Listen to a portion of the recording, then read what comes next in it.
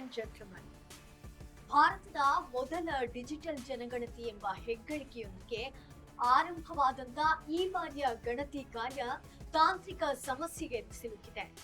ಹ್ಯಾಂಗ್ ಆಗುವ ಆಪ್ಗಳು, ಕೈಕೊಡುವ ಸರ್ವರ್ಗಳು ಮತ್ತು ಕೆಲಸ ಬಾರದ ಸಿಬ್ಬಂದಿಗಳ ಕೊರತೆಯಿಂದಾಗಿ ಜನಗಣತಿ ಕುಂಟುತ್ತಾ ಸಾಗಿದೆ. ಇದರ ಬಗ್ಗೆ ಅಪ್ಡೇಟ್ಸ್ ಅನ್ನ ನಾನ್ ಕೊಡ್ತಾ ಹೋಗ್ತೀನಿ. ಎಸ್ ವೀಕ್ಷಕರೇ, ನೆಲ ಜಲ ಭಾಷೆಗಾಗಿ ಪ್ರಾಮಾಣಿಕ ಪತ್ರಿಕೋದ್ಯಮ. ನೀವು ನೋಡ್ತಾ ಇದ್ದೀರಾ ಫೋಕಸ್ ಟಿವಿ. ನಾನ್ ರೂಪಲತಾ.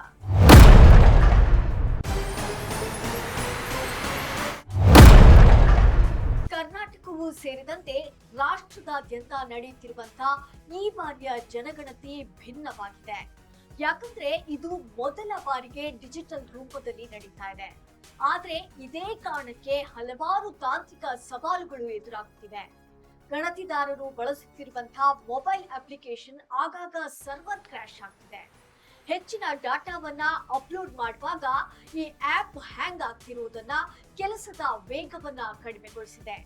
ಗಣತಿದಾರರಿಗೆ ಸರ್ಕಾರದಿಂದ ಯಾವುದೇ ಉತ್ತಮ ರೀತಿಯ ಮೊಬೈಲ್ ಅಥವಾ ಟ್ಯಾಬ್ಗಳನ್ನು ಕೂಡ ನೀಡಿಲ್ಲದ ಹೊರತಾಗಿ ಅವರು ತಮ್ಮ ಸಾಧಾರಣ ಮೊಬೈಲ್ ಅನ್ನೇ ಗಣತಿಗೆ ಬಳಸುತ್ತಿದ್ರೆ, ಹಳೆಯ ಮಾದರಿಯ ಫೋನ್ಗಳಲ್ಲಿ ಈ ಜನಗಣತಿಯ ಅಪ್ಲಿಕೇಶನ್ ರನ್ ಆಗುವುದು ಕಷ್ಟವಾಗ್ತಿದೆ. ಈ ಅಪ್ಲಿಕೇಶನ್ ಕೇವಲ ಹೊಸ ಆಂಡ್ರಾಯ್ಡ್ ಮೊಬೈಲ್ ಹಾಗೂ 5G ನೆಟ್ವರ್ಕ್ಗೆ ಮಾತ್ರ ಸಪೋರ್ಟ್ ಮಾಡ್ತಾ ಇರುವುದು ಗಣತಿದಾರರಿಗೆ ಸಮಸ್ಯೆ ಉಂಟಾಗಿದೆ. ಒಂದೇ ಸಮಯದಲ್ಲಿ ಸಾವಿರಾರು ಗಣತಿದಾರರು ಅಪ್ಲಿಕೇಶನ್ ಅನ್ನ ಲಾಗಿನ್ ಮಾಡುವಾಗ ಆ ಸಮಯದಲ್ಲಿ ಸರ್ವರ್ ಕೆಲಸ ಮಾಡ್ತಿಲ್ಲ. ಹಾಗೂ ಇನ್ನು ಹಳ್ಳಿ ಹಾಗೂ ಗ್ರಾಮೀಣ ಪ್ರದೇಶದಲ್ಲಿ ನೆಟ್ವರ್ಕ್ ಸಮಸ್ಯೆ ಇದೆ ಅಂತ ಪ್ರದೇಶದಲ್ಲಿ ಗಣತಿಯ ಡೇಟಾವನ್ನ ಅಪ್ಲೋಡ್ ಮಾಡಲು ಬಹಳ ತೊಂದರೆ ಆಗ್ತಿದೆ. ಈ ವಿಳಂಬ ನೇರವಾಗಿ ಜಿಬಿಎ ಚುನಾವಣೆಯ ಮೇಲೆ ಪರಿಣಾಮ ಬೀರಿದೆ. ಒಟ್ಟಾರೆ ಹೇಳೋದಾದ್ರೆ, ಡಿಜಿಟಲ್ ತಂತ್ರದೊಂದಿಗೆ ಪ್ರಾರಂಭವಾದಂತ ಈ ಜನಗಣತಿ ಈಗ ಹಳ್ಳ ಹಿಡಿಯಬಹುದು ಎಂಬ ಹಂತಕ್ಕೆ ತಲುಪಿದೆ.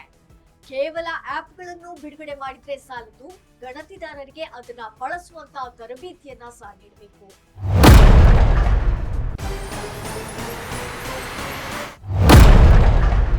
ಎಸ್ ವೀಕ್ಷಕರೇ, ಏನೇ ಇರಲಿ, ಕೇಂದ್ರ ಮತ್ತು ರಾಜ್ಯ ಸರ್ಕಾರ ಇಂತಹ ತಾಂತ್ರಿಕ ದೋಷಗಳನ್ನ ಆದಷ್ಟು ಬೇಗ ಸರಿಪಡಿಸಿ ಶೀಘ್ರವೇ ಈ ಪ್ರಕ್ರಿಯೆ ಮುಗಿಸುತ್ತಾರಾ, ಇಲ್ಲ ಬೇರೆ ಕಾರಣ ಏನಾದ್ರೂ ನೀಡಿ ಜನಗಣತಿಯನ್ನ ವಿಳಂಬ ಮಾಡ್ತಾರಾ ಅನ್ನೋದನ್ನ ಕಾದು ನೋಡಬೇಕಾಗಿದೆ.